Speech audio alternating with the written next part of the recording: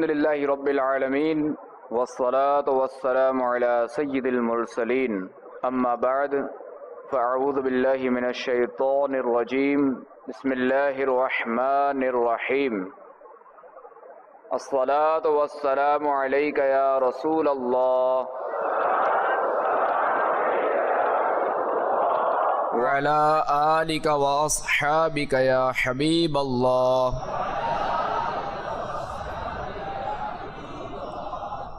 الصلاة والسلام عليك يا نبي الله وعلى آلك وأصحابك يا نور الله. نبی رحمت شفیع امت صلی اللہ تعالی علیہ وآلہ وسلم کا ارشاد رحمت بنیاد ہے، جس نے مجھ پر ایک بار درود پاک پڑھا اللہ عز و جل اس پر 10 رحمتیں نازل فرماتا ہے، اور جو مجھ پر 10 مرتبہ درود پاک پڑھے اللہ عز و جل اس کی دونوں آنکھوں کے درمیان لکھ دیتا ہے کہ یہ نفاق اور جہنم کی آگ سے آزاد ہے اور اسے بروز قیامت شہداء کے ساتھ رکھے گا. صلو علی الحبیب صلی اللہ تعالی علی محمد وعلی آلہ وصحبہ وبارک وسلم صلاۃ و سلاما علیک یا رسول اللہ. تو میٹھے اسلامی بھائیوں، ہمیں چاہیے کہ ہم اس فضیلت کے حصول میں ضرور کوشاں رہیں، جبکہ اکثر کے نزدیک جو 300 تعداد جو وہ اکثر کے نزدیک کثرت ہے. تو الحمدللہ عز و جل امیر اہل سنت دامت برکاتہم العالیہ نے ہمیں جو 72 مدنی انعامات عطا فرمائے ہیں، تو ان میں مدنی انعام نمبر 5 یہ ہے کہ کیا آج آپ نے اپنے شجرے کے کچھ نہ کچھ اوراد اور کم از کم 313 بار درود پاک درود شریف پڑھ لیے؟ تو اگر ہم اس مدنی انعام پر عمل کریں گے اور اپنے شجرے کے کچھ نہ کچھ اوراد بھی پڑھ لیں اور 313 بار درود پاک بھی پڑھ لیں، تو چونکہ یہ روزانہ فکر مدینہ کرنی ہوتی ہے نا، اور خانہ پوری بھی کرنی ہوتی ہے، تو اس طرح کیا ہے کہ ہمیں انشاءاللہ عز و جل استقامت بھی ملے گی. جب ہم روزانہ خانہ پوری کریں گے نا تو انشاءاللہ اس کی برکت سے ہمیں استقامت بھی ملے گی. تو اس کے انشاءاللہ فوائد ہی فوائد ہوں گے. صلو علی الحبیب صلی اللہ تعالی علی محمد. آئیے بیان سے پہلے جو وہ اچھی اچھی نیتیں کر لیتے ہیں. میں نیت کرتا ہوں کہ انشاءاللہ عز و جل ادعو الی سبیل ربک بالحکمت والموعظۃ الحسنہ، ترجمہ کنز ایمان، اپنے رب کی راہ کی طرف بلاؤ پکی تدبیر اور اچھی نصیحت سے. اور بخاری شریف میں وارد اس فرمان مصطفیٰ صلی اللہ تعالی علیہ وآلہ وسلم بلغوا عنی ولو آیہ، یعنی پہنچا دو میری طرف سے اگرچہ ایک ہی آیت ہو. تو انشاءاللہ عز و جل اس میں دیے ہوئے احکام کی پیروی کروں گا، نیکی کا حکم دوں گا اور برائی سے منع کروں گا. اشعار پڑھتے نیز عربی، انگریزی اور مشکل الفاظ بولتے وقت دل کے اخلاص پر توجہ رکھوں گا. قہقہ لگانے اور لگوانے سے بچوں گا. آپ بھی نیت فرما لیں کہ نگاہ نیچی کی خوب کان لگا کر بیان سنوں گا. ٹیک لگا کر بیٹھنے کے بجائے علم دین کی تعظیم کی خاطر جہاں تک ہو سکا 2 زانوں بیٹھوں گا. ضرورتاً سمٹ سرک کر دوسرے کے لیے جگہ کشادہ کروں گا. دھکا وغیرہ لگا تو صبر کروں گا. گھولنے، جھڑکنے اور الجھنے سے بھی بچوں گا. صلو علی الحبیب، اذکر اللہ، توبوا الی اللہ وغیرہ سن کر ثواب کمانے اور صدا لگانے والوں کی دل جوئی کے لیے بلند آواز سے جواب دوں گا انشاءاللہ عز و جل. اچھا، کیا یہ معلوم ہے کہ ہم نے نیتیں کیوں کی ہیں؟ یہ نیت ہم نے کیوں کی؟ ہاں، ثواب کمانے کے لیے.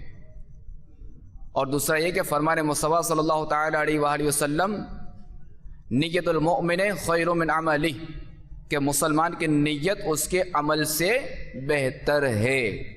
الحمدللہ عز و جل ہم نے ثواب کمانے کے لیے نیت کی، کہ چونکہ بغیر اچھی نیت کے، بغیر ثواب کی نیت کے کسی بھی کار خیر کا ثواب نہیں ملتا۔ یعنی کار خیر یعنی عمل خیر کا، یعنی کوئی کام کیا یا کوئی عمل کیا اس کا ثواب نہیں ملتا جب تک ثواب کی نیت نہ ہو۔ اور ثواب کی نیت سے ثواب تو مل جائے گا، مگر اب یہاں کیا ہے کہ ہم نے کتنی نیتیں کی؟ ایک سے زائد نیتیں کی، تو جتنی نیتیں زیادہ ہوں گی اتنا ثواب بھی زیادہ ہوگا۔ تو ہمیں چاہیے کہ جب بھی ہم کوئی کار خیر کریں، کوئی بھی عمل خیر کریں، تو اس سے پہلے اچھی اچھی نیتیں لازمی طور پہ کریں۔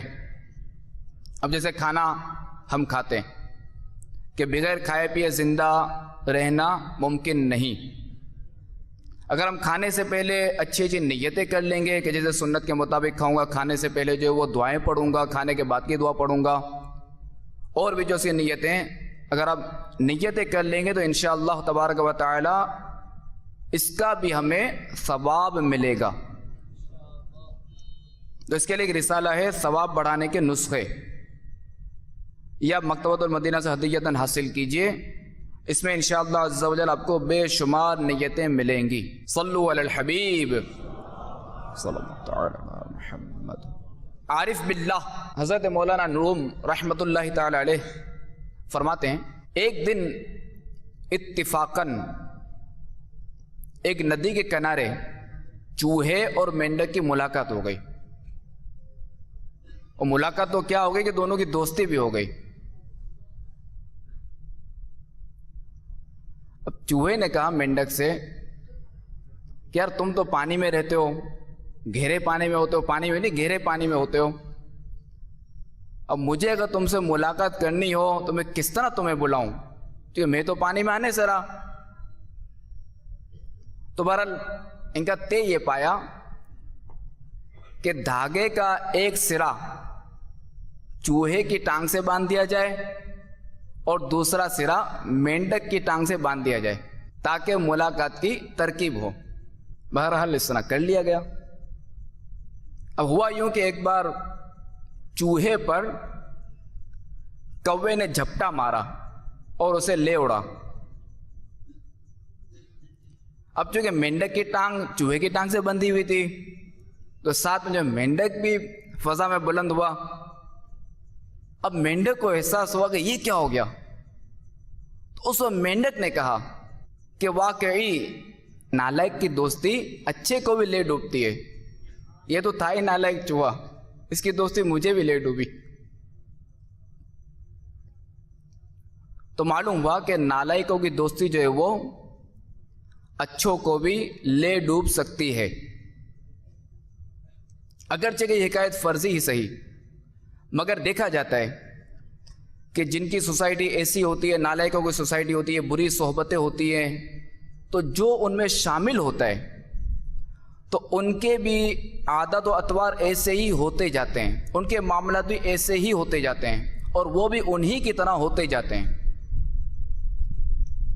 تو ہمیں چاہیے کہ ہم اپنی صحبت پہ غور کریں، ہم اپنی دوستی پہ غور کریں کہ آیا ہمارے دوست کیسے ہیں، آیا ہماری صحبت کیسی ہے، کہ آیا جن کے ساتھ ہم رہ رہے ہیں آیا وہ نمازی ہے یا نہیں، کیا وہ جھوٹ بولتے ہیں یا سچ بولتے ہیں۔ تو اس طرح ہمیں غور کرنا چاہیے، اور ہمیں جو ہے وہ اچھوں کی صحبت اپنانی چاہیے۔ اور الحمدللہ عز و جل اچھوں کی صحبت حاصل کرنے کے لیے مدری ماحول آپ کے سامنے، کہ آپ اس مدری ماحول سے عملاً وابستہ ہو جائیں اور اچھوں کی صحبت پہ رہیں۔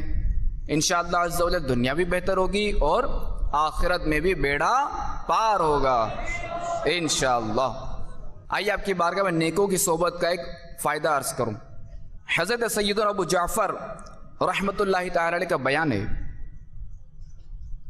کہ حضرت سیدنا لقمان حکیم رحمۃ اللہ تعالی علیہ ایک شخص کے غلام تھے۔ وہ شخص آپ رحمۃ اللہ تعالی علیہ کو بیچنے کے لیے بازار لایا۔ جب بھی کوئی شخص آپ کو خریدنے کے لیے آتا تو آپ اس سے پوچھتے کہ تم مجھے کس کام کے لیے خریدنا چاہتے ہو، تو ہر کوئی اپنا مقصد بیان کرتا. تو آپ رحمۃ اللہ تعالی علیہ اس سے فرماتے کہ تم مجھے نہ خریدو تو بہتر ہے. تو یہ سن کر لوگ جو وہ واپس چلے جاتے. اسی طرح ایک شخص آپ رحمۃ اللہ تعالی علیہ کو خریدنے کے لیے آیا. تو آپ نے اس سے بھی پوچھا کہ تم مجھ سے کیا کام لوگے؟ تو اس نے عرض کی، اس نے کہا کہ میں آپ کو اپنے گھر کا چوکی دار بناؤں گا. آپ رحمۃ اللہ تعالی علیہ نے فرمایا ٹھیک ہے، مجھے تم خرید لو. چنانچہ وہ آپ رحمۃ اللہ تعالی علیہ کو خرید کر گھر لے گیا، اور بستی سے کچھ دور جب وہ اپنی زرعی زمین کی طرف جاتا تو اس کی جوان بیٹیاں بدکاری کے لیے چلی جاتی تھیں. یعنی وہ شخص اپنی بستی سے جب دور جاتا تھا اپنی زرعی زمین کی طرف تو اس کی جو جوان بیٹیاں تھیں وہ غلط کام کے لیے چلی جاتی تھیں. تو اس شخص نے آپ رحمۃ اللہ تعالی علیہ کو ان کی نگہبانی کے لیے خریدا تھا. تو آج جب وہ اپنی زمین کی طرف جا رہا تھا تو ان کو جو ہے وہ چوکی داری کے لیے بٹھا دیا اور کہا کہ گھر میں میری بیٹیاں موجود ہیں اور میں نے ضرورت کی تمام اشیاء مہیا کر دی ہیں. یعنی گھر میں جو ضرورت کی تمام اشیاء موجود ہیں، اگر وہ دروازہ کھولنے کا کہیں تو آپ جو ہے وہ ہرگز دروازہ نہ کھولنا. اور یہ کہہ کر وہ چلا گیا. اب آپ رحمۃ اللہ تعالی علیہ اس گھر کی نگہبانی کرنے لگے. کچھ دیر کے بعد لڑکیوں نے دروازہ کھٹکھٹاتے ہوئے کہا جلدی سے دروازہ کھولو. آپ رحمۃ اللہ تعالی علیہ نے انکار کر دیا. انہوں نے بہت اصرار کیا لیکن آپ رحمۃ اللہ تعالی علیہ نے دروازہ نہ کھولا. بالآخر لڑکیوں نے پتھر مار کر آپ رحمۃ اللہ تعالی علیہ کو زخمی کر دیا اور آپ رحمۃ اللہ تعالی علیہ کے سر سے خون بہنے لگا. آپ رحمۃ اللہ تعالی علیہ نے اپنے جسم اور فرش سے خون دھو کر صاف کر دیا اور شام تک دروازے پر ہی بیٹھے رہے جب تک وہ مالک نہیں آیا. جب مالک آیا اب رحمۃ اللہ تعالی علیہ نے اسے کچھ بھی نہیں بتایا. اب دوسرا دن آ گیا. اب دوسرے دن جو ہے وہ لڑکیوں نے پھر دروازہ کھلوانا چاہا لیکن آپ رحمۃ اللہ تعالی علیہ نے انکار کر دیا اور انہوں نے دوبارہ آپ رحمۃ اللہ تعالی علیہ کو زخمی کر دیا. اور آپ رحمۃ اللہ تعالی علیہ نے پھر جسم و فرش کو جو وہ خون سے دھو ڈالا اور شام تک دروازے پر ہی بیٹھے رہے. اور جب مالک آیا شام تو اسے کچھ بھی نہ بتایا. اب تیسرا دن آیا تو تیسرے دن سب سے بڑی لڑکی نے کہا خدا عز و جل کی قسم اس حبشی غلام کی کیا شان ہے کہ یہ مجھ سے بہت زیادہ اللہ عز و جل کا اطاعت گزار ہے. اللہ عز و جل کی قسم اب میں ضرور توبہ کروں گی. یہ کہہ کر اس نے اپنے تمام گناہوں سے توبہ کر لی. پھر سب سے چھوٹی نے کہا میری بہن اور اس حبشی غلام کی کیا شان ہے کہ یہ دونوں مجھ سے بہت زیادہ اللہ عز و جل کی اطاعت کرنے والے ہیں، پھر میں توبہ کیوں نہ کروں. یہ کہہ کر اس نے بھی اپنے تمام گناہوں سے توبہ کر لی. یہ دیکھ کر تیسری نے کہا کہ میری دونوں بہنوں اور اس حبشی غلام کی کیا شان ہے کہ وہ مجھ سے بہت زیادہ اللہ تبارک و تعالیٰ کے اطاعت گزار ہیں، بس آج سے میں اپنے گناہوں سے سچی توبہ کرتی ہوں. اور یہ کہہ کر وہ بھی تمام گناہوں سے تائب ہو گئی.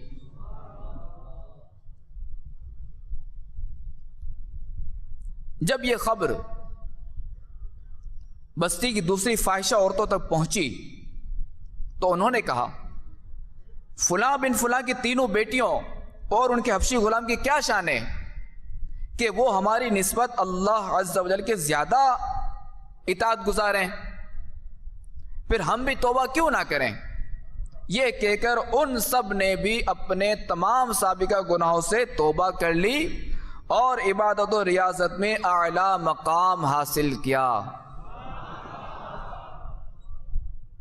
میٹھے میٹھے اسلامی بھائیوں، دیکھا آپ نے کہ ایک طرف نالائق کی دوستی کا کتنا نقصان ہوا، اور دوسری طرف جو سب سے بڑی بہن نے توبہ کی اور اس کی صحبت کی برکت سے چھوٹی بہن نے توبہ کی، پھر تیسری نے بھی توبہ کی۔ تو پتہ چلا جو کوئی توبہ کرنے والوں کی صحبت میں رہے گا تو اس کی صحبت کا اثر ضرور آئے گا، وہ بھی ضرور توبہ کی طرف مائل ہوگا۔ جو کوئی نیکوں کی صحبت میں رہے گا تو اس پر ہی ضرور اثر آئے گا، وہ بھی ضرور نیکیوں کی طرف مائل ہوگا، اور جو کہ بد نصیب گناہ گاروں کی صحبت میں رہے گا، فاجروں کی صحبت میں رہے گا، فاسقوں کی صحبت میں رہے گا، تو ضرور بھی ضرور ان کا اثر بھی آئے گا۔ کہ الصحبت مؤثرہ، کہ صحبت جو ہے وہ ضرور اثر رکھتی ہے۔ تو ہمیں چاہیے کہ ہم نیکوں کی صحبت اختیار کریں اور ہمیں نیک لوگوں کے ساتھ وابستہ ہی رہنا چاہیے۔ کہ قرآن پاک میں ارشاد ہوتا ہے، ترجمہ کنز الایمان، اور اپنی جان ان سے مانوس رکھو جو صبح و شام اپنے رب کو پکارتے ہیں، اس کی رضا چاہتے ہیں، اور تمہاری آنکھیں انہیں چھوڑ کر اور پر نہ پڑیں۔ مفسر شہیر حکیم الامت مفتی احمد یار خان علیہ رحمت اللہ الحنان اس آیت کریمہ کے تحت فرماتے ہیں کہ معلوم ہوا اچھوں کے ساتھ رہنا اچھا ہے، اگرچہ وہ فقراء ہوں، یعنی غریب ہوں، فقیر ہوں، اور بروں کے ساتھ رہنا برا ہے، اگرچہ کہ وہ مالدار ہوں۔ اور یہ بھی معلوم ہوا کہ صبح و شام خصوصیت سے رب کا ذکر کرنا بہت افضل ہے۔ منقول ہے کہ جب یہ آیت کریمہ نازل ہوئی تو رسول اللہ صلی اللہ تعالی علیہ وآلہ وسلم اپنی ازواج میں سے کسی کے گھر تشریف فرما تھے۔ اس آیت کے نازل ہوتے ہی آپ علیہ الصلوۃ والسلام باہر تشریف لائے تو ایک ایسی قوم کو دیکھا جو اللہ تبارک و تعالی کا ذکر کر رہی تھی۔ وہ لوگ اللہ عز و جل سے خائف، بھوک کی وجہ سے خالی پیٹ اور فقط ایک ہی کپڑا اوڑھے ہوئے تھے۔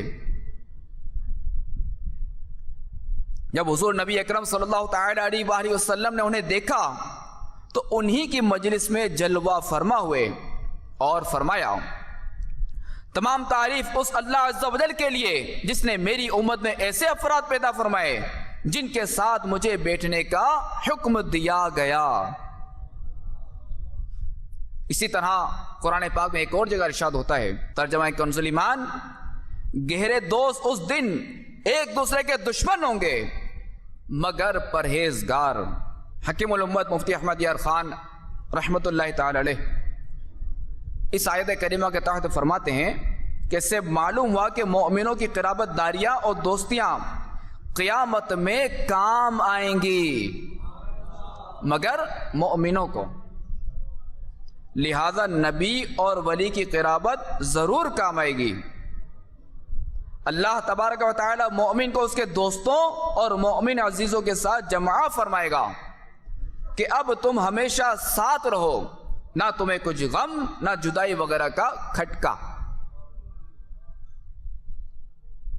اللہ تعالی سے ہم دعا کرتے ہیں کہ ہمیں اچھی صحبت ہی نصیب فرمائے، ہمیں مومنین کا قرب نصیب فرمائے، ہمیں اپنے نیک بندوں کا قرب نصیب فرمائے۔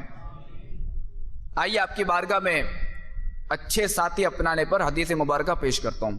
نبی اکرم صلی اللہ تعالی علیہ وآلہ وسلم کا ارشاد معظم ہے، جب لوگ کسی مجلس میں اکٹھے ہو کر اللہ تبارک و تعالیٰ کا ذکر کرتے ہیں اور پھر جب وہ اٹھتے ہیں تو ان سے کہا جاتا ہے کھڑے ہو جاؤ، بے شک تمہارے گناہوں کو بخش دیا گیا ہے اور تمہاری برائیاں نیکیوں سے بدل دی گئی ہیں۔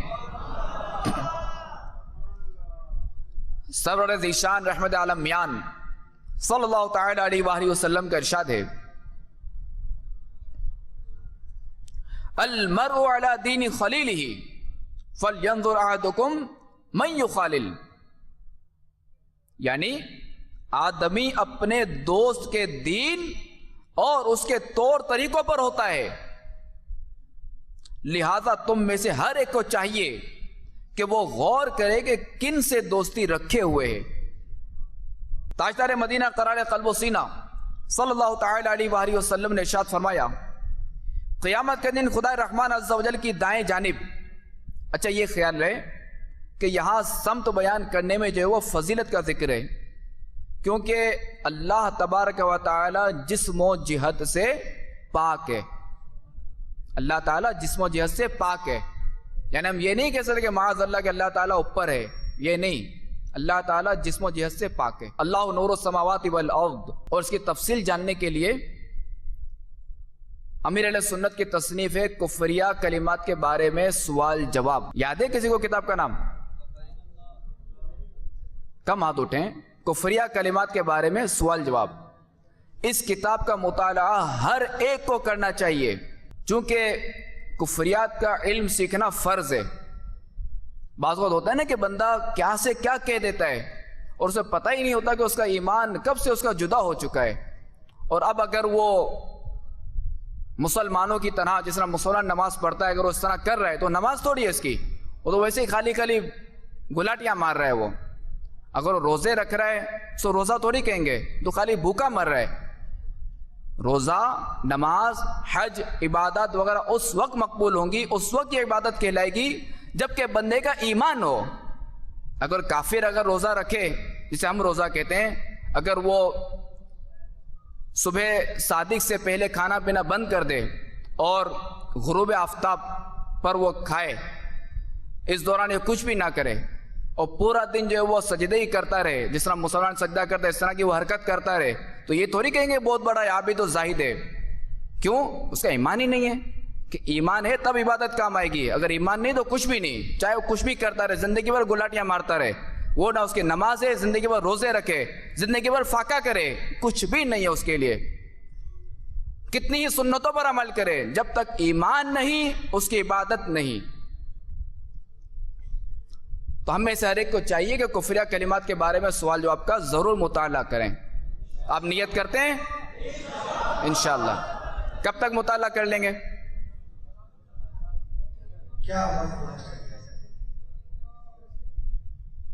ویسے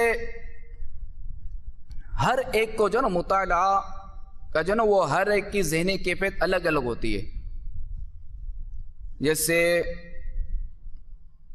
کوئی شخص واقعات پڑھنے میں ماہر ہوتا ہے، جیسے اسکول کے اسباق لے لیں، کوئی شخص جغرافیہ پڑھنے میں ماہر ہوتا ہے، کوئی شخص سائنس میں ماہر ہوتا ہے، کوئی شخص جو وہ اردو کا نصاب ہوتا ہے اس میں ماہر ہوتا ہے، کوئی شخص انگلش میں ماہر ہوتا ہے۔ اب یہ ظاہر ہے کہ ہر ایک کی کیفیت اس کے ساتھ ہے۔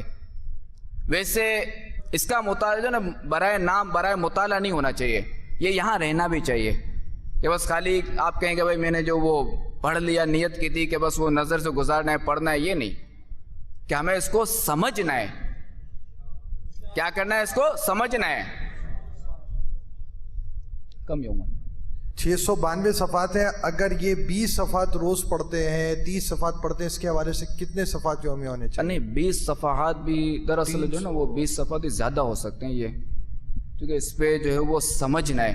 اب جیسے کوئی بچہ ہوتا ہے وہ پڑھ جلدی لے گا بس سمجھے گا نہیں، بچے کا حافظہ تیز ہوتا ہے جبکہ بڑے کا حافظہ تیز نہیں ہوتا۔ اچھا بڑا جو ہے وہ پڑھ لے گا، پڑھے گا دیر سے مگر سمجھے گا جلدی، بچہ جو ہے یاد جلدی کرے گا جبکہ بڑا جو ہے وہ یاد دیر سے کرے گا۔ تو سمجھ کا بھی ہے نا، تو ہمیں سمجھنا ہے اسے۔ 12 صفحات یا 10 صفحات مناسب معلوم ہوتے ہیں۔ 12 صفحات. مدنی چینل کے ناظرین بھی کفریہ کلمات کے بارے میں سوال جواب کے روزانہ 12 صفحات کا مطالعہ کریں. کتنے دنوں کا بنا تھا؟ یہ تقریباً 2 ماہ بنیں گے. 63 دن بن گئے. جی 63 دن.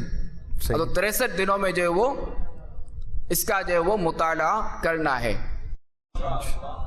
انشاءاللہ عز و جل. تو بہرحال جو حدیث پاک جو بیان کر رہا تھا تو اس میں یہ کہ کچھ ایسے لوگ ہوں گے کہ جو نہ انبیاء ہوں گے نہ شہداء.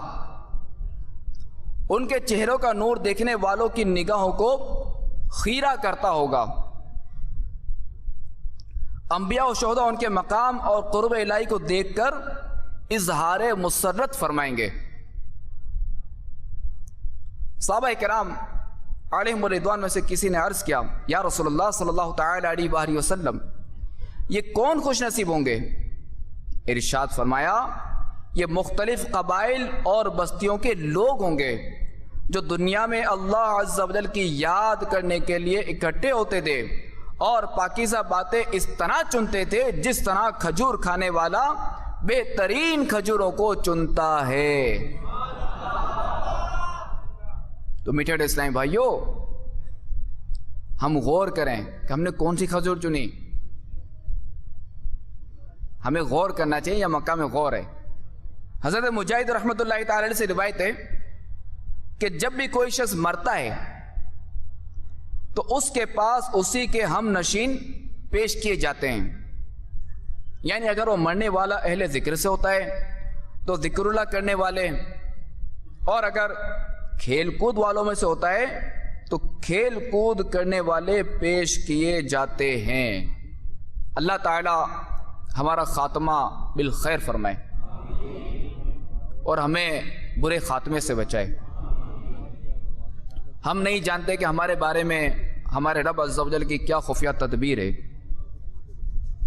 کہ بہت سے لوگ ساری زندگی کفر کرتے ہیں مگر بوقت موت یا موت سے کچھ قبل انہیں ایمان نصیب ہو جاتا ہے.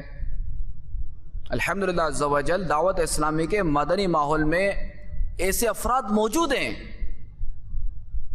کہ جن کی عمریں کفر میں گزری، کچھ عمر کا اکثر حصہ کفر میں گزرا، مگر اب الحمدللہ عز و جل وہ تائب ہوئے اور مسلمان ہوئے.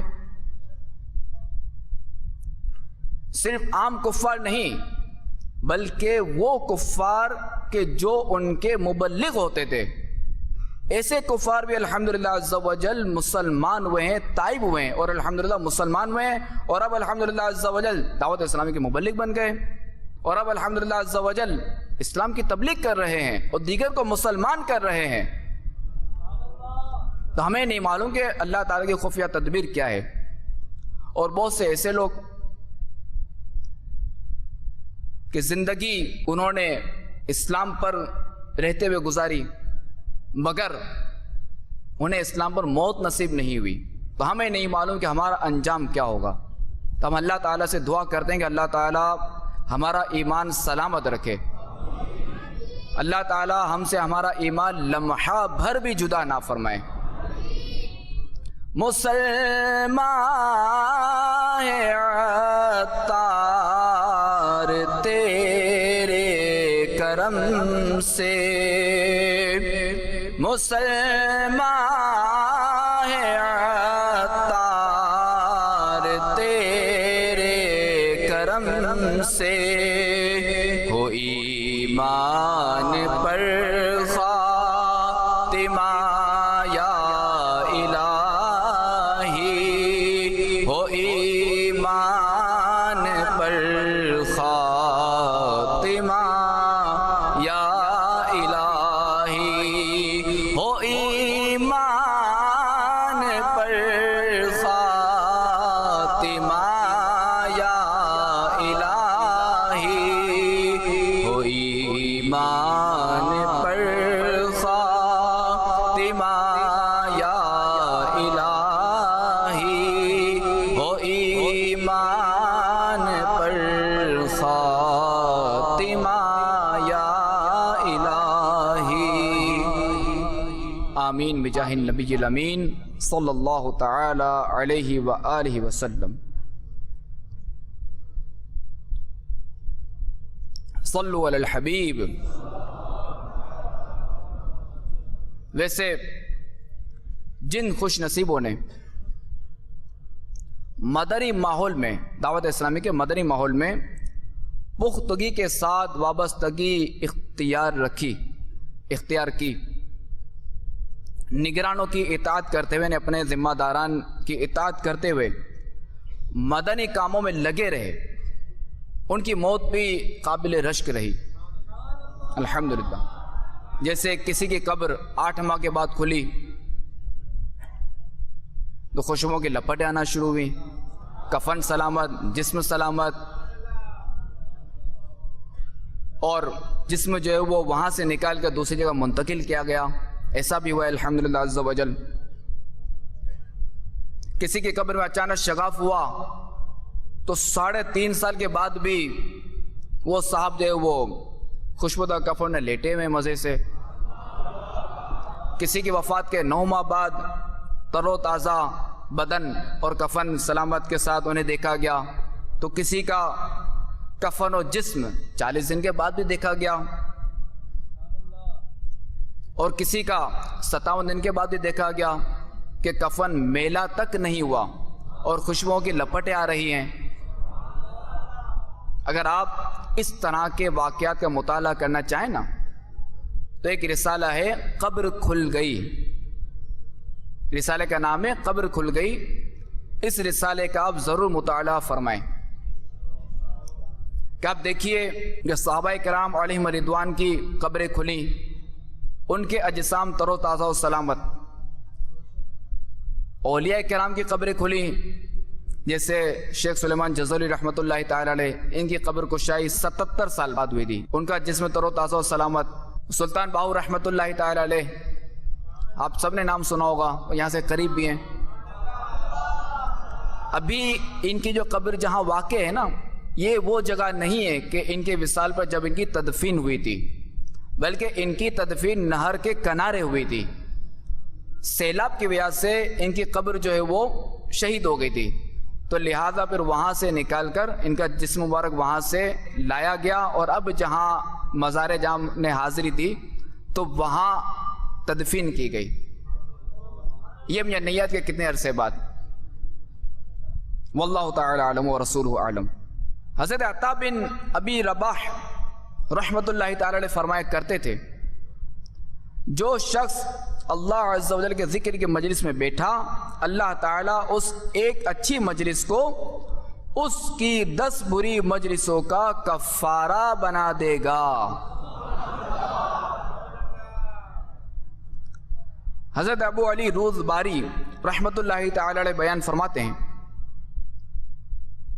بندے سے اللہ تبارک و تعالی کی ناراضی کی ایک علامت یہ بھی ہے کہ اگر ذکر الہی کی مجلس طویل ہو جائے تو وہ بندہ اکتا جائے،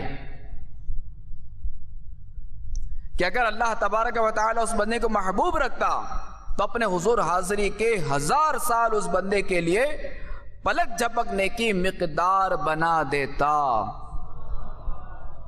تو ہم اپنی حالت پر غور کریں کہ افسوس نماز و تلاوت میں ہمارا دل نہیں لگتا، دینی مطالعہ ہم نہیں کر پاتے، والدین کی خدمت کا جذبہ ہمارے اندر نہیں، اپنے بچوں کی تربیت کا جذبہ کیا فکر وہ ہمارے اندر نہیں کہ ان کی اچھی تربیت ہونی چاہیے یا نہیں، بلکہ ہماری بچوں کی تربیت کی فکر جو ہے وہ اسی طرف توجہ ہی نہیں ہے کہ اپنے بچوں کی کوئی تربیت ہوتی ہے، کوئی توجہ ہی نہیں ہے۔ اپنے پیر و مرشد کے وظائف ہم سے نہیں پڑھے جاتے، درود شریف ہم نہیں پڑھ پاتے، ہفتہ وار سنتوں بھرے اجتماع میں ہم سے شرکت نہیں ہوتی، علاقہ دورہ برائے نیکی دعوت اس میں بھی ہم شریک نہیں ہو سکتے، مدنی قافلوں میں سفر وہ بھی ہم سے نہیں ہو سکتا، اور فکر مدینہ جو کہ امیر سنت نے 72 مدنی انعامات کا گلدستہ اسلامی بھائیوں کے لیے عطا فرمایا ہے، اس فکر مدینہ کی تو فکر تک ہمیں نہیں۔ جو کاش فضول اور بیکار باتوں سے بچ کر کروں تیری حمد و ثنا یا الہی۔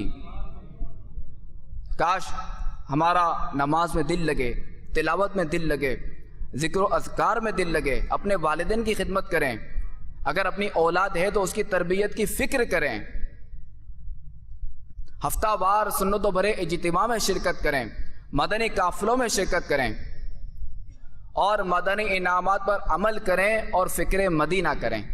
مفسر شہیر حکیم الامت مفتی احمد یار خان علیہ رحمت اللہ الحنان ارشاد فرماتے ہیں، صوفیاء کرام کے نزدیک ساری عبادات سے افضل نیک صحبتیں،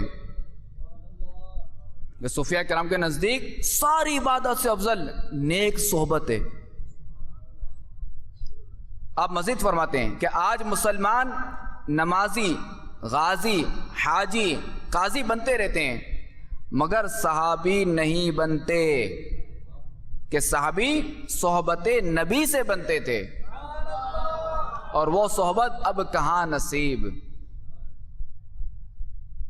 تو دیکھا آپ نے کہ صحبت کی کتنی اہمیت ہے، کہ نمازی بھی مسلمان بن سکتا ہے، غازی بھی بن سکتا ہے، قاضی بھی بن سکتا ہے، مگر صحابی نہیں بن سکتا، کہ اس کے لیے صحبت کس کی ضروری ہے؟ سرکار علیہ الصلوۃ والسلام کی۔ صلو علی الحبیب صلی اللہ تعالی علیہ وسلم۔ شہنشاہ دو عالم شافع امم صلی اللہ تعالی علیہ وآلہ وسلم نے ارشاد فرمایا، اللہ تبارک و تعالی جس شخص کے ساتھ بھلائی کا ارادہ فرماتا ہے اسے ایسا نیک دوست عطا کر دیتا ہے کہ اگر یہ ذکر اللہ بھول بھی جائے تو وہ اسے یاد دلا دیتا ہے، اور اگر اسے یاد ہو تو وہ اس کی مدد کرتا ہے۔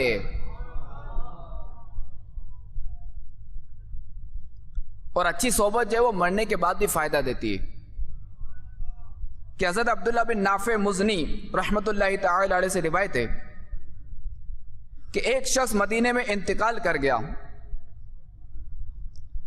دفن کرنے کے بعد کسی شخص نے اسے خواب میں دیکھا، گویا کہ وہ مرنے والا اہل نار یعنی دوزخ والوں میں سے، تو اسے اس پر غم ہوا۔ پھر 7 یا 8 روز کے بعد دوبارہ اسے دیکھا تو گویا کہ وہ اہل جنت میں سے۔ تو خواب دیکھنے والے نے اس سے یہ معاملہ پوچھا تو مرنے والے نے کہا کہ ہمارے ساتھ نیکوکاروں میں سے ایک مرد صالح دفن کیا گیا، بس اس نے اپنے پڑوس میں سے 40 آدمیوں کے لیے سفارش کی تو ان میں سے ایک میں بھی تھا۔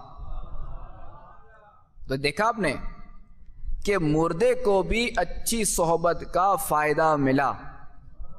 تو ہمیں چاہیے دعوت اسلامی کے مدنی ماحول میں عملاً وابستہ ہو جائیں، تاکہ ہماری موت واقع ہو تو ہمارے جو اسلامی بھائی ہیں، جو ہمارے مدنی ماحول والے اسلامی بھائی ہیں، وہ کوشش کریں کہ ہم جو اپنے اسلامی بھائی کو اچھی جگہ دفن کریں۔ اب سوال یہ ہے کہ عملی طور پر دعوت اسلامی کے مدنی ماحول سے وابستگی کس طرح ہو، یعنی عملی طور سے وابستہ ہونا کسے کہا جاتا ہے؟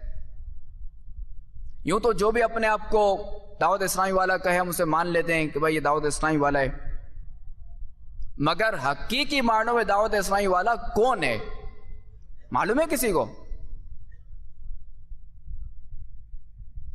آپ بتا دیں۔ میٹھے میٹھے اسلامی بھائیوں اور مدنی چینل کے ناظرین، حقیقی معنوں میں دعوت اسلامی والا وہ ہے جو دعوت اسلامی کا مدنی کام کرے، جو اپنی اور ساری دنیا کے لوگوں کی اصلاح میں کوشاں رہے۔ میرے والد محترم بانی دعوت اسلامی امیر اہل سنت حضرت علامہ مولانا محمد الیاس اتار قادری رضوی فرماتے ہیں، جو یہ چاہتا ہے کہ میں اسے محبت کروں، جو یہ چاہتا ہے کہ میں اسے محبت کروں، اسے چاہیے کہ وہ دعوت اسلامی کا مدنی کام کرے۔ تو امیر اہل سنت کی آنکھوں کی ٹھنڈک ہے وہ اسلامی بھائی کہ جو دعوت اسلامی کا مدنی کام کرتے ہیں. وہ اسلامی بھائی امیر اہل سنت کی آنکھوں کی ٹھنڈک ہے جو کہ وقف مدینہ ہے. وہ اسلامی بھائی امیر اہل سنت کی آنکھوں کی ٹھنڈک ہے جو کہ 63 روزہ مدنی تربیتی کورس کرتے ہیں. وہ اسلامی بھائی امیر اہل سنت کی آنکھوں کی ٹھنڈک ہے جو ہر 12 ماہ میں 1 ماہ کا سفر کرتے ہیں. کیا سفر؟ مدنی قافلوں میں سفر کرتے ہیں. وہ اسلامی بھائی امیر اہل سنت کی آنکھوں کی ٹھنڈک ہے جو ہر ماہ 3 دن مدنی قافلوں میں سفر کرتے ہیں. وہ اسلامی بھائی امیر اہل سنت کی آنکھوں کی ٹھنڈک ہے جو روزانہ 2 درس کس سے دیتے ہیں؟ فیضان سنت سے. یا دیتے ہیں یا سننے کی سعادت حاصل کرتے ہیں. وہ اسلامی بھائی امیر اہل سنت کی آنکھوں کی ٹھنڈک ہے جو مدرسۃ المدینہ بالغان میں شرکت کرتے ہیں یا پڑھتے ہیں یا پڑھاتے ہیں. اور وہ اسلامی بھائی امیر اہل سنت کی آنکھوں کی ٹھنڈک ہے جو علاقائی دورہ برائے نیکی کی دعوت میں ہفتے میں 1 بار شرکت کرتے ہیں. اور وہ اسلامی بھائی امیر اہل سنت کی آنکھوں کی ٹھنڈک ہے جو صدائے مدینہ لگاتے ہیں. وہ اسلامی بھائی امیر اہل سنت کی آنکھوں کی ٹھنڈک ہے جو مدنی حلقے میں شریک ہوتے ہیں. وہ اسلامی بھائی امیر اہل سنت کی آنکھوں کی ٹھنڈک ہے جو یوم تعطیل یعنی چھٹی والے دن اعتکاف کرتے ہیں. اور یہ اعتکاف کہاں ہوتا ہے؟ مسجد میں ہوتا ہے. گھر میں نہیں ہوتا، مسجد میں ہوتا ہے. اور اس میں سنتیں سیکھی اور سکھائی جاتی ہیں، نیکیوں بھری صحبت حاصل ہوتی ہے. تو ایسے اسلامی بھائی بھی امیر اہل سنت کی آنکھوں کی ٹھنڈک ہیں. وہ اسلامی بھائی امیر اہل سنت کی آنکھوں کی ٹھنڈک ہیں جو روزانہ فکر مدینہ کرتے ہیں اور اپنا رسالہ ہر ماہ اپنے ذمہ دار کو جمع کراتے ہیں. اور وہ اسلامی بھائی امیر اہل سنت کی آنکھوں کی ٹھنڈک ہیں جو کنز الایمان پڑھتے ہیں. معلوم ہے کنز الایمان کیا ہے؟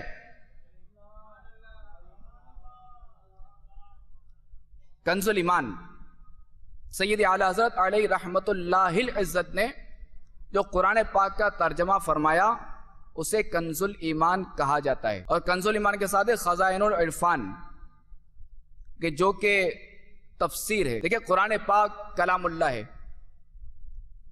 اور یہ وہ کتاب اللہ ہے جیسے توریت شریف، زبور شریف، انجیل شریف، یہی مقدس کتابیں. ہمارا ان پر بھی ایمان ہے، ہر مسلمان کا ایمان ہے ان پر، اور جو نہ مانے وہ اسلام سے خارج ہے. آپ دیکھیں قرآن پاک کا معجزہ کہ توریت شریف، انجیل مقدس اور زبور شریف، یہ جو کتابیں تھیں یہ صرف انبیاء کرام علیہم السلام کو یاد ہوتی تھیں. اور قرآن پاک مسلمان کا بچہ یاد کر لیتا ہے. اور یہ وہ کتاب ہے کہ اس میں تا قیام قیامت اس میں کبھی بھی کوئی تبدیلی نہیں ہو سکتی، اس میں کوئی تبدیل کر ہی نہیں سکتا.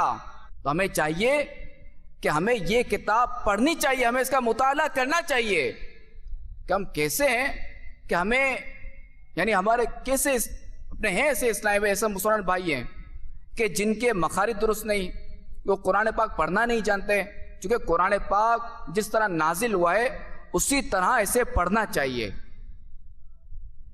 اس کے لیے الحمدللہ عز و جل دعوت اسلامی کے تحت مدرسۃ المدینہ بالغان کی ترکیب ہے. تو آپ آئیے دعوت اسلامی کے مدرسۃ المدینہ بالغان میں شرکت کیجیے، امیر سنت کی آنکھوں کی ٹھنڈک بنیے اور اس کے ذریعے اپنے مخارج درست کریں اور قرآن پاک کو زندگی میں ایک بار تو ضرور مخارج کے ساتھ ختم کیجیے. تو آپ کریں گے نا انشاءاللہ. اور اس کا ترجمہ بھی پڑھیں اور ساتھ میں تفسیر بھی پڑھیں. اور ایک تفسیر قرآن صراط الجنان اس دور کے لحاظ سے جو نا یہ آپ کے لیے مناسب رہے گی، بہت جامع تفسیر ہے. اور وہ اسلام امیر سنت کی آنکھوں کی ٹھنڈک ہیں کہ جو احیاء العلوم کا مطالعہ کرتے ہیں، احیاء العلوم کتابیں تصوف پر اس کا مطالعہ کرتے ہیں.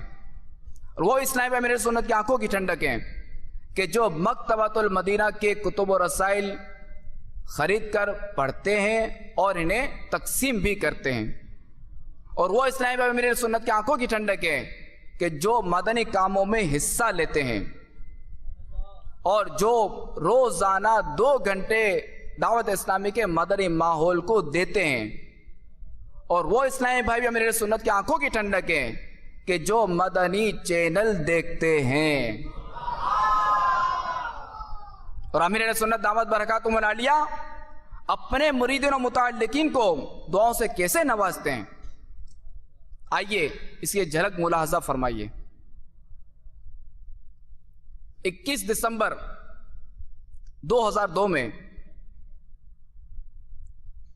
امیر علیہ سنت کا جب آپریشن ہوا تو آپریشن کے شروع سے آخر تک ساتھ رہنے والے جو ڈاکٹر تھے، جو کہ الحمدللہ عز و جل امیر سنت کے مرید بھی،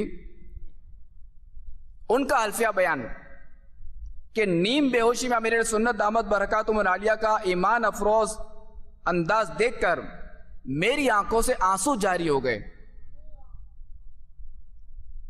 لوگوں کا کراؤڈ ہو گیا امیر سنت کی رکت انگیز صداؤں اور دعائیں سن کر کئی آنکھیں اشکبار تھیں. اس دوران آپ نے وقتاً فوقتاً اپنی زبان سے جو جو ادا کیا اور جن جن کلمات کی بار بار تکرار کی وہ یہ تھے: سب گواہ ہو جاؤ میں مسلمان ہوں، یا اللہ میں مسلمان ہوں، یا اللہ میں تیرا حقیر بندہ ہوں، یا رسول اللہ میں آپ کا ادنا غلام ہوں، الحمدللہ میں غوث اعظم کا غلام ہوں.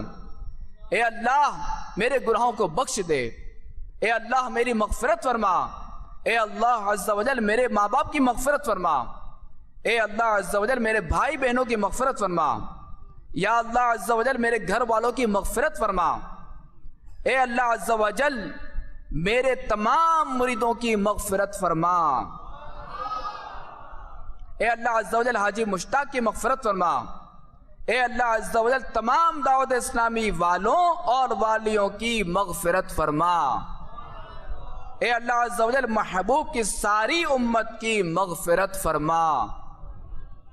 کبھی ان دعاؤں کی بار بار تکرار کرتے، کبھی ذکر و درود میں مشغول ہوتے، تو کبھی کلمہ طیبہ کا ورد کر کے اپنے ایمان پر سب کو گواہ بناتے.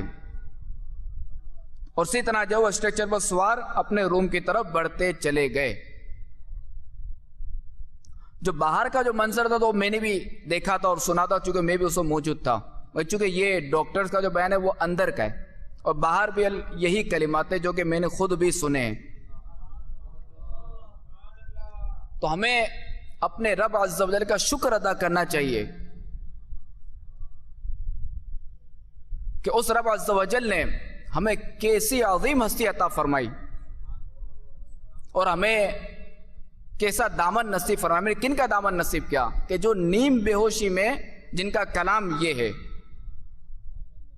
اللہ تبارک و تعالیٰ سے دعا ہے کہ اللہ تعالیٰ ہمیں امیر علیہ سنت کے نقش قدم پر چلائے، اور انہوں نے جو دعوت اسلامی کا باغ لگایا ہے، جو مدنی ماحول ہمیں دیا ہے، اللہ تعالیٰ ہمیں اس مدنی ماحول میں استقامت عطا فرمائے.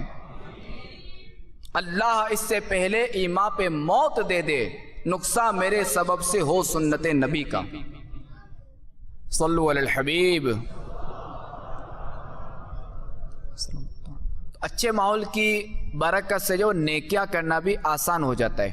حدیث پاک میں اچھا ہم نشین وہ ہے کہ اس کے دیکھنے سے تمہیں خدا یاد آئے اور اس کی گفتگو سے تمہارے عمل میں زیادتی ہو اور اس کا عمل تمہیں آخرت کی یاد دلائے.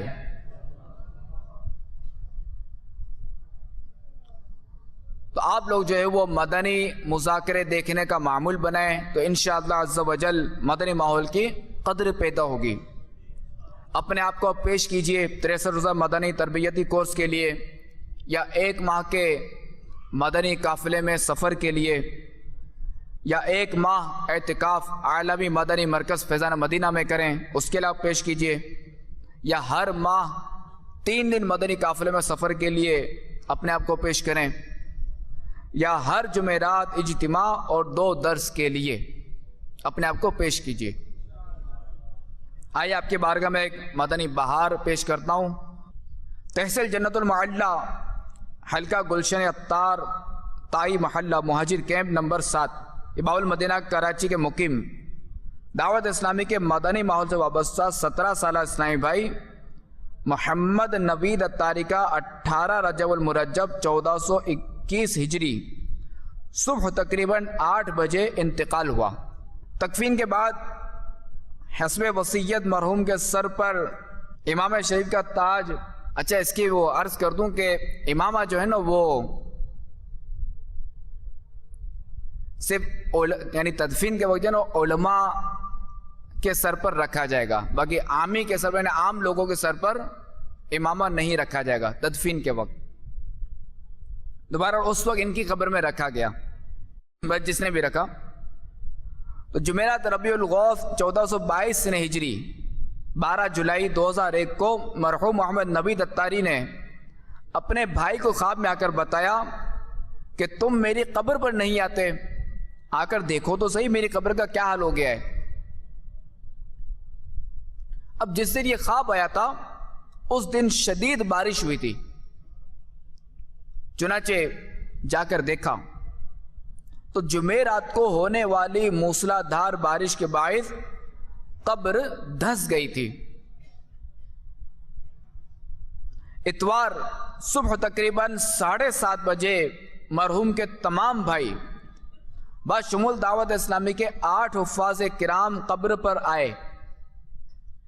کئی لوگوں کی موجودگی میں گورکن نے قبر کشائی کی تو یہ منظر دیکھ کر تمام حاضرین کی آنکھیں پھٹی کی پھٹی رہ گئیں کہ مرحوم نوید اتاری رحمت اللہ تعالی علیہ، جن کی وفات کو تقریباً 9 ماہ کا عرصہ گزر چکا تھا، ان کا بدن تر و تازہ اور کفن بھی سلامت ہے۔ سر پر سبز امامہ شریف کا تاج سجائے، دونوں ہاتھ نماز کی طرح باندھے مزے سے لیٹے ہوئے ہیں۔ اب 4 اسلامی بھائیوں نے مل کر ان کی لاش قبر سے نکالی۔ ان کے جسم اور قبر سے خوشبوؤں کی لپٹیں آ رہی تھیں۔ قبر درست کر کے دوبارہ دفن کر دیا گیا۔ اللہ تعالیٰ کی ان پر رحمت ہو اور ان کے صدقے ہماری مغفرت ہو۔ اچھا، اس واقعے کی جو ہے نا وہ اخبارات کے ذریعے بھی تشہیر کی گئی تھی۔ اللہ تعالیٰ سے دعا ہے کہ ہمیں اللہ تعالیٰ مدنی ماحول میں استقامت دے، ہمارا ایمان سلامت رکھے اور خاتمہ بالخیر فرمائے۔ آمین بجاہ النبی الامین صلی اللہ تعالی علیہ وآلہ وسلم۔